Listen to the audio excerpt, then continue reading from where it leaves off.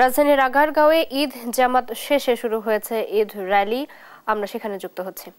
দর্শক, আমরা এই মুহূর্তে আছি আগারগাঁওয়ের যে ঈদের জামাত, সেই জামাত শেষ হয়েছে এবং এবারে ঢাকায় সেই মোগল আমলের মিছিলটি কিন্তু ইতিমধ্যে শুরু হয়েছে। 8:30 ঈদের জামাত শেষ হওয়ার পরপরই কিন্তু এই আনন্দ মিছিলটি শুরু হয় এবং এই আনন্দ মিছিলে সামিল হয়েছেন উপদেষ্টা আসিফ মাহমুদ এবং ঢাকা উত্তর সিটি কর্পোরেশনের প্রশাসক, এবং একই সাথে কিন্তু ইতিমধ্যে ঢাক ঢোল বাজনার মাধ্যমে কিন্তু রাজধানীবাসী যে ঈদের আনন্দ, সেই ঈদের আনন্দ আমেজে কিন্তু সামিল হয়েছে। এবং আমরা যদি একটু পেছনে দেখানোর চেষ্টা করি, পেছনে কিন্তু পাচ্ছেন যে আনন্দ শোভাযাত্রার যে অংশ, সেই অংশ হিসেবে কিন্তু ইতিমধ্যেই পেছনে ব্যানার, প্লেকার্ড এবং ঘোড়ার গাড়ি থেকে শুরু করে যে পুরনো যে মোগল আমলের যে যাত্রা, সেই যাত্রার মতোই কিন্তু এখানে আনন্দ শোভাযাত্রাটি শুরু হচ্ছে।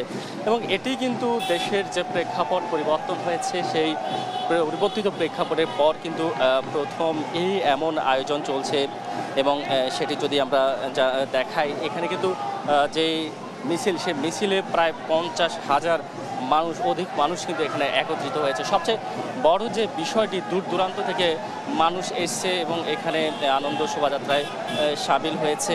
এবং সেই সাথে যদি একটু জানিয়ে রাখি, এখানে প্রায় শতাধিক ঘোড়ার গাড়ি কিন্তু এখানে একত্রিত করা হয়েছে এবং সেই সাথে কিন্তু ঘোড়ার গাড়ি না, এখানে ঢোল বাজনা এগুলো নিয়েই কিন্তু এটি তৈরি করা হয়েছে। এবং ইতিমধ্যেই যে বিষয়টি আমরা এখানে লক্ষ্য করতে পারছি, এখানে কিন্তু শোভাযাত্রাটি ইতিমধ্যেই মানিক মিয়া এভিনিউ যেটি রয়েছে, সেই মানিক মিয়া এভিনিউর দিকে এগিয়ে যাচ্ছে একে একে। এবং মানিক মিয়া এভিনিউ থেকে সেখানে আবারও সবাই মিলিত হবেন এবং সেখানে সেমাই খাবেন সবাই।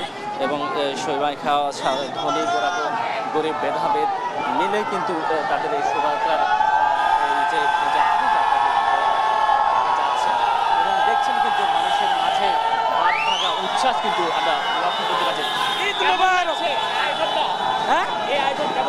খুব ভালো লাগছে, আলহামদুলিল্লাহ। নগরবাসী কতটা স্বস্তি? অনেক ভালো। আচ্ছা, বলো তো, এমন আয়োজন কেমন লাগছে আপনাদের? জি, খুবই ভালো লাগছে এবং বিশেষ করে এই অন্তর্বর্তীকালীন সরকারকে অনেক ধন্যবাদ জানাচ্ছি আমাদের এরকম একটা ঈদ আনন্দ দেওয়ার জন্য। এর আগে আমরা কখনো এরকম ফিলিংস পাইনি। খুবই ভালো লাগছে। ঈদ মোবারক। ঈদ মোবারক। আমরা একটু আরো কয়েকজনের অনুভূতি জানবো যে এইবার রাজধানীতে যে ভিন্ন প্রেক্ষাপটের আয়োজন দেখতে পাচ্ছি, এটি তো অতীতে ছিল না। এবং গ্রামে যারা চলে যায় তারা কিন্তু এই ফিলটা পাচ্ছে না। সে অনুযায়ী নগরবাসী হিসেবে বাড়ির তাদের কষ্টটা কি আছে? অবশ্যই আছে এবং আমরা চাই প্রত্যেকটা জেলা শহরে এইভাবে আয়োজন করা হোক এবং ঈদের খুশি সবাই ভাগ করে নেয় প্রত্যেকটা। এরপর থেকে যেন বাংলাদেশ গভর্নমেন্ট প্রত্যেকটা জেলা শহরে এরকম ঈদের আয়োজন করে নেয়। এটা খুবই আনন্দের, খুবই উচ্ছ্বাসিত। আমরা চাই সবাই আনন্দের ভাগাভাগি করে নেয়। ঈদ মুবারক, ঈদ মুবারক। ধন্যবাদ। আসলে দেখছেন একে একে কিন্তু এইভাবে রাজধানীর যে আনন্দ শোভাযাত্রা, সেই শোভাযাত্রার কিন্তু যে দৃশ্য, সেটি কিন্তু দেখার চেষ্টা করছি। আমরা আরো কয়েকজনের সাথে একটু কথা বলবো যে আসলে এমন আয়োজন কেমন লাগছে এবার। This is something we have never witnessed. ধন্যবাদ ইন্টারিম সরকারকে। এটাই রেভলিউশন, এটাই হচ্ছে পরিবর্তন। ঠিক আছে, এটা আমি আমার লাইফ টাইমে এরকম আয়োজন আমরা কখনো দেখি নাই, বাট এটা হচ্ছে রেভলিউশন।